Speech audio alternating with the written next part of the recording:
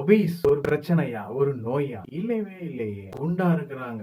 ஏன் குண்டா இருக்கிறாங்க? அது ஹார்மோனல் இம்பேலன்ஸ். அவங்க மனநிலை சரியில்லை. இதுதான் ஒபீஸுக்கு மெயின் காரணம். அவங்களுக்கு ஏதாவது ஒரு விஷயத்து மேல பிடிப்பு வேணும். அந்த பிடிப்பு இல்லாம, அந்த பிடிப்பு கிடைக்காம, அந்த ஆதரவு கிடைக்காம அவங்க வேற எதையாவது ஒரு ஆதரவை தேடி அலையறாங்க. அந்த தைரியம் அவங்களுக்கு இல்ல. அதனால என்டையர் கிளாண்டுலர் ரிலேட்டட் ப்ராப்ளம், நம் சுரப்பிகள்னால் வந்த பிரச்சனைகள் இது. அதாவது தைரியம் வேணும், தனியா தாங்குற தெம்பு வேணும். அந்த தெம்பு இல்லாதனால தனக்கு கம்பானியனா எதையாவது எதிர்பார்க்கிறாங்க, எதையாவது துணை கொள்றாங்க. ஒரு மொபைல கம்பானியன் ஆக்கியிருக்காங்க, ஒரு கேம்ஸ் கம்பானியன் ஆக்கியிருக்காங்க, அவங்க உணவை கம்பானியனா ஆக்கியிருக்காங்க.